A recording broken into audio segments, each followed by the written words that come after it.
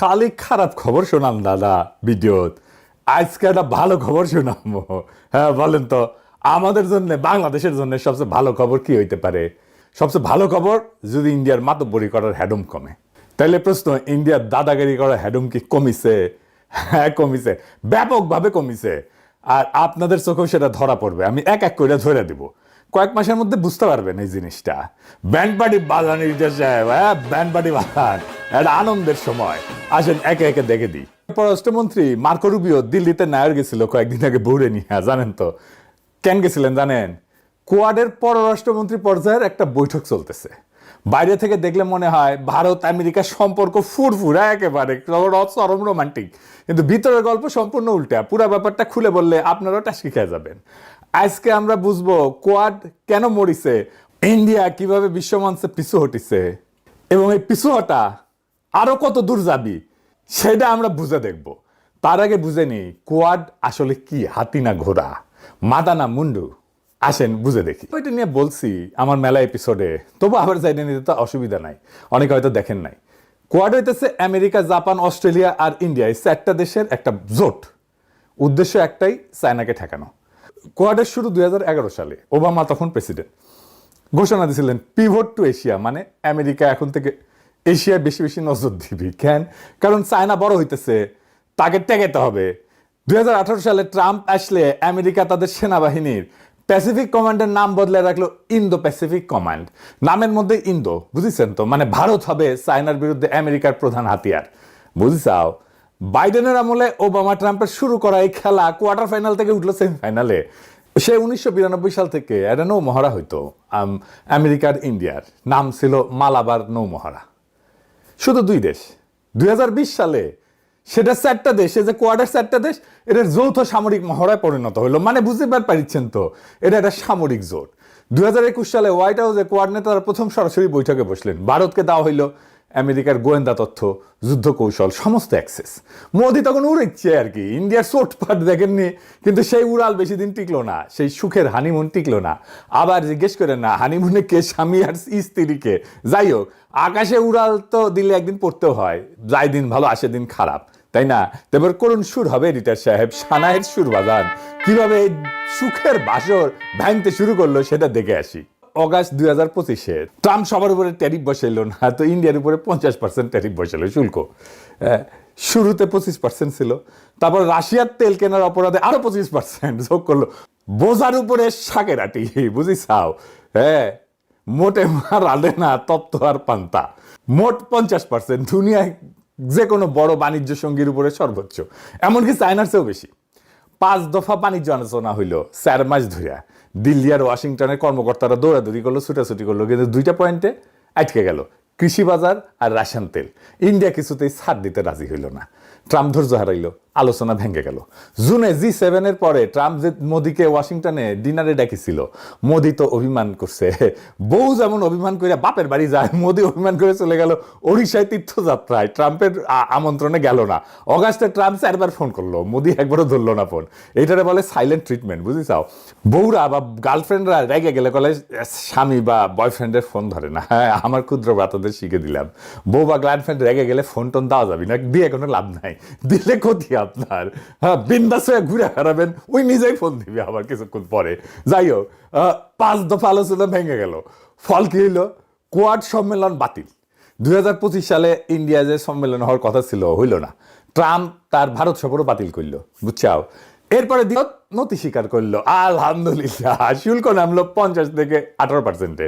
কিন্তু এই কনসেশনের বিনিময়ে ভারতকে অনেক কিছু ছেড়ে দিতে হইলো। মনে আছে ইউক্রেন যুদ্ধের পর পশ্চিমা দুনিয়া যখন রাশিয়ান তেলে নিষেধাজ্ঞা দিল, ভারত তখন হয়েছিল রাশিয়ার সস্তা তেলের সবচেয়ে বড় ক্রেতা। সাগর পথে আসা ডিসকাউন্টেড ক্রুড অয়েল ভারত গপ গপ করে কিনলো। ইন্ডিয়া তখন বুক ফুলায় কইছিল এটা আমাদের সার্বভৌম অধিকার, 140 কোটি মানুষের জ্বালানি নিরাপত্তা সবার আগে, আমরা কারো নির্দেশে তেল কেনা বেচা করি না, আমরা কিনবো রাশিয়ান তেল। রাশিয়া পিঠ চাপড়ে দিল, সাব্বাস বাঘের বাচ্চা। ক্রেমলিন বলল প্রত্যেকটা দেশের অধিকার আছে নিজের স্বার্থে বাণিজ্য সঙ্গী বেছে নেওয়ার। আর সেই ইন্ডিয়াকে এখন প্রথম আর সবচেয়ে বড় ছাড়টা দিতে হলো রাশিয়ান তেল। রাশিয়ান তেল আর কিনবি না, নাকে খত দিতে হয়েছে। ট্রাম্পের নিজের ভাষায় মোদি রাজি হয়েছেন রাশিয়ান তেল কেনা বন্ধ করতে, আর আমেরিকা থেকে সম্ভব হইলে ভেনেজুয়েলা থেকে অনেক বেশি কিনতে। হোয়াইট হাউসের প্রেস সেক্রেটারি একই কথা আবার কইলেন। ট্রাম্পের এক্সিকিউটিভ অর্ডারে স্পষ্ট লেখা হইলো দিল্লির আসার তেল কেনা বন্ধ করতে রাজি হয়েছে। তাহলে এটা কি হইলো? এটা ভূ রাজনৈতিক আত্মসমর্পণ হইলো না? কারণ ভাবেন তো, যে ভারত একদিন কয় যে তেল কেনা আমাদের সার্বভৌম অধিকার, কারো চাপে আমরা মাথা নোয়াই না, সেই ইন্ডিয়া এখন মাথা নোয়াইতেছে, রাশিয়া থেকে সরে আমেরিকার দিকে যাইতেছে। আর এই একটা সার ভারতের পুরো স্ট্র্যাটেজিক অটোনমি তত্ত্বটাই ফাঁপা করে দিছে। কারণ স্বাধীনতা মানে কি? স্বাধীনতা মানে আপনি কার কাছ থেকে তেল কিনবেন সেটা ওয়াশিংটন ঠিক করে দিবে না। দ্বিতীয় সার কি? নিজের বাজার খুলে দেওয়া। চুক্তি অনুযায়ী ইন্ডিয়া আমেরিকান পণ্যের উপর শুল্ক আর অশুল্ক বাধা নামায় আনবে, ট্রাম্পের ভাষায় শূন্য নামায় আনবে। আর সেই বাজার খোলার সবচেয়ে স্পর্শকাতর জায়গাটা কোথায় জানেন? কৃষি। মনে রাখেন, ভারতের 40% বেশি মানুষ কৃষির উপরে নির্ভরশীল। এটা শুধু অর্থনীতি না, এটা ভোট ব্যাংক, এটা সামাজিক বিস্ফোরণ। কৃষি নিয়ে কি দুর্দান্ত ঘটনা ঘটে গেছিল না? মাইনসে তো তলোয়ার নিয়ে শিখ কৃষকেরা পাঞ্জাব থেকে চলে আসছিল না, মনে আছে না? একে শিখাতে ছিল আলোচনার সবচেয়ে বড় বাধা। আর এইখানে ইন্ডিয়া রাজনৈতিকভাবে সবচেয়ে স্পর্শকাতর ছাড়টা দিয়ে দিছে। আমেরিকা এখন আশা করতেছে তাদের কৃষি পণ্য যেমন কাঠবাদাম, তুলা, সয়াবিন তেল এগুলা কিনবে ইন্ডিয়া বেশি বেশি করে। ইন্ডিয়া এখন এটা করার চেষ্টা করছে যে গম আর চালের মতো প্রধান খাদ্যশস্য এই চুক্তির বাইরে রাখা হয়েছে, তাতে কৃষকদের শান্ত করা যায়নি। নতুন করে কৃষক বিক্ষোভ শুরু হয়েছে কলে। 3 নাম্বার সার কি? কেনার প্রতিশ্রুতি দিচ্ছে। ভারত $500 বিলিয়ন আমেরিকান পণ্য কিনবে আগামী 5 বছর ধরে। মানে এনার্জি, কয়লা, প্রযুক্তি, কৃষি পণ্য সব মিলায়। ট্রাম্পের কথায় বাই আমেরিকান করবে ইন্ডিয়া অনেক বেশি মাত্রায়। আর এর সাথে যুক্ত হলে আরেকটা শর্ত, সরকারি আর বড় শিল্পে ইন্ডিয়া আরো বেশি বাই আমেরিকান করবে। মানে 5 বছরে $500 বিলিয়ন, মানে বছরে গড়ে $100 বিলিয়ন। আর ইন্ডিয়ার পুরা বার্ষিক বাজেট কত জানেন? প্রায় $600 বিলিয়ন। অর্থাৎ আমেরিকা থেকে বছরে কেনার এই প্রতিশ্রুতি গোটা বছরের জাতীয় বাজেটের 6 ভাগের 1 ভাগ। এটা কি বাস্তবে সম্ভব? হ্যাঁ, সম্ভবই না। মানে কার দিক দিয়ে কে মারতেছে ধুলায় অন্ধকার। এরপরে সবচেয়ে বড় ধাক্কাটা আসলো, সেটা কি?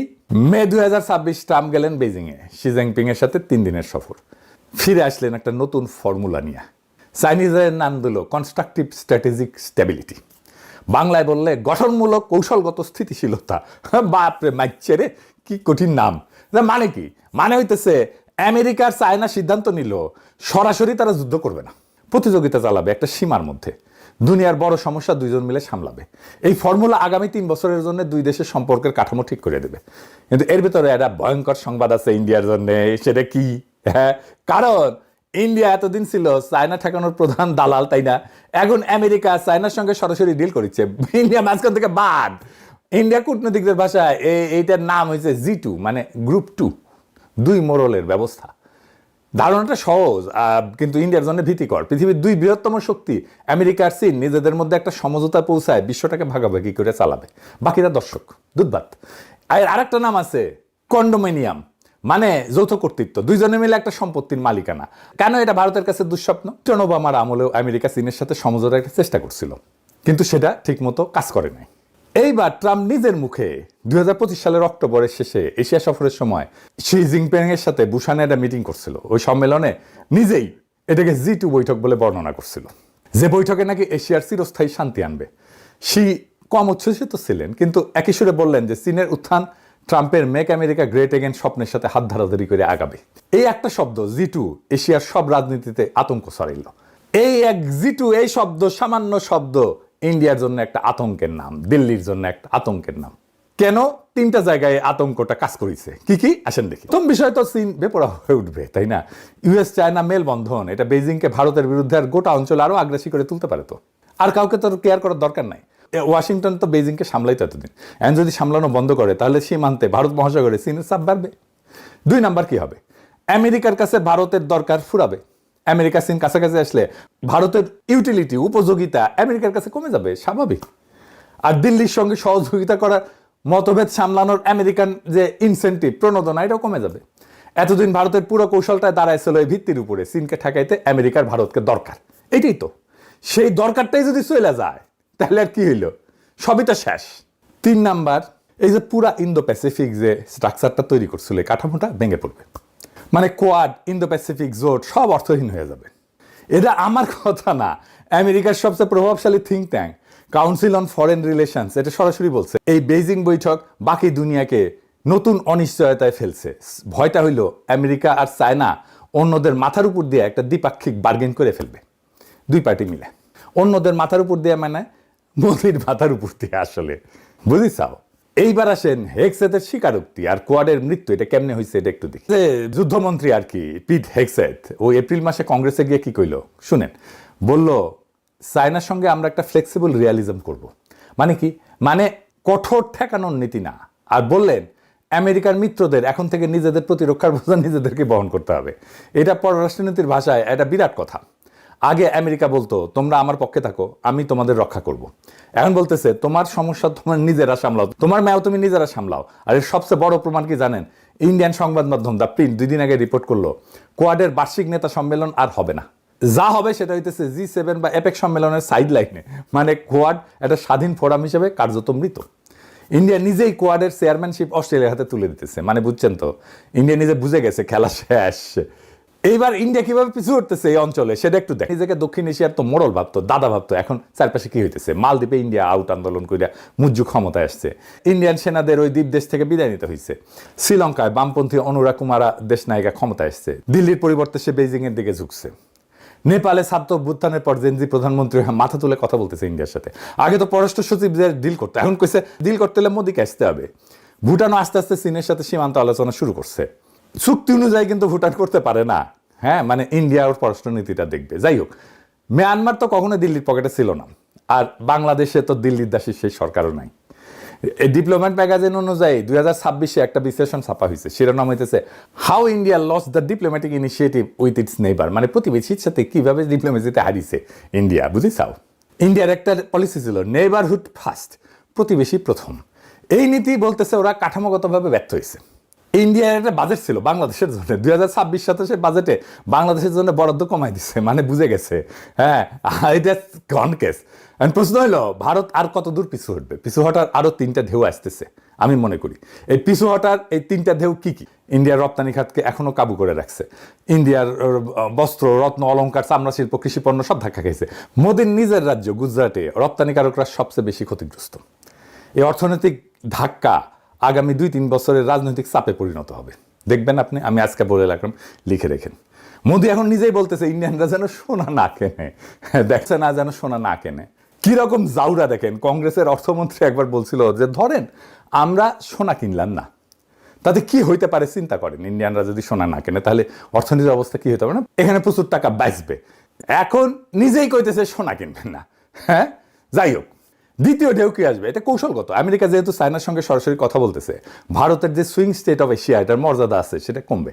সুইং স্টেট মানে এই স্টেটের উপরে এশিয়ার উপরে কর্তৃত্ব অনেকখানি নির্ভর করে, এটা কমে যাবে। এটা আমরা আগে আলোচনা করছি। তৃতীয় ঢেউ কি? আঞ্চলিক প্রতিবেশী দেশগুলো যত বুঝবে যে দিল্লির পেছনে আগের মতো ওয়াশিংটনের অন্ধসমর্থন নাই, তত তাদের আত্মবিশ্বাস বাড়বে। এটা আমাদের দেশের জন্য দরকার। আমাদের দেশের পলিটিশিয়ানরা তো ইন্ডিয়া শুনলে ভয়ে কাজ হয়ে যায়। যাই হোক, এদের দরাদরি সক্ষমতা বাড়বে যদি করতে চায়, ফলে ভারতের আঞ্চলিক প্রভাব আরো কমবে। মোদী সরকার ঘরে খুব দাপটে আছে, তাই না? হ্যাঁ, পশ্চিমবঙ্গ জিতেছে, কিন্তু ঘরের জোর আর বাইরের জোর এক জিনিস না। হিন্দুত্ববাদ ঘরে কাজ করছে, বাইরে সত্য তৈরি করছে। এবার আসল প্রশ্নে আসি, বাংলাদেশ এই পরিস্থিতিতে ইন্ডিয়ার সঙ্গে কিভাবে ডিল করবে? নাম্বার ভাষার বদল করতে হবে। এতদিন আমরা ভারতের সঙ্গে আলাপ করছি একটা ভয় মাখানো ভাষায়, সে ভাষার দিন শেষ। আর নতুন ভাষা হবে সমতার। 2টা সার্বভৌম রাষ্ট্রের মধ্যে যেমন কথা হয় তেমন, দাদা না, প্রতিবেশী না। 2, হাসিনাকে ফেরত চাইতে হবে। হাসিনার বিরুদ্ধে মামলা হয়েছে, হাসিনার সাজা হয়েছে, দিল্লি তাকে আগলায় রাখতে পারবে না, এটা বলতে হবে। এটা রাজনৈতিক দাবি না, এটা আইনি বাধ্যবাধকতা। ভারত না দিলে আন্তর্জাতিক ফোরামে এই বিষয় তুলতে হবে। 3 নাম্বার, পানির বন্টন। তিস্তা চুক্তি 14 বছর ধরে ঝুলায় রাখছে, গঙ্গা চুক্তির মেয়াদ শেষ। আন্তর্জাতিক নদী আইনের আশ্রয় নিতে হবে আমাদের পানির ন্যায্য হিস্যার জন্য। 4 নাম্বার, সীমান্ত হত্যা। বিএসএফ এর হাতে বাংলাদেশি নাগরিক হত্যা বন্ধ করতে। পশ্চিম রাষ্ট্রগুলোতে সবচেয়ে বেশি অনুপ্রবেশ হয়, ইন্ডিয়ানরাই অনুপ্রবেশ করে বেশি। তাহলে কি সীমান্তদের গুলি করে মারে নাকি? Mother board. এরপরে এসে ইন্ডিয়ার সঙ্গে আমাদের বাণিজ্য ঘাটতি আছে, ভারতীয় পণ্যের বিকল্প খুঁজতে হবে। চীন, ইন্দোনেশিয়া, ভিয়েতনাম, তুরস্ক অনেক উৎস আছে, ট্রানজিট সুবিধা বন্ধ করতে হবে। এটা আমাদের কোনো লাভ হয় নাই। আর কি, আমাদের বহুমুখী মিত্রতায় যাইতে হবে। শুধু আমেরিকার দিকে তাকাই থেকে ইউনুস সরকার যে ভুল করছে সেটা পুনরাবৃত্তি করা যাবে না। জাপান, চীন, তুরস্ক, রাশিয়া, সৌদি আরব, ইন্দোনেশিয়া, মালয়েশিয়া সবার সঙ্গে শক্ত সম্পর্ক করতে হবে। কেউ একা চাপ দিলে অন্য জায়গা থেকে সাপোর্ট আসবে।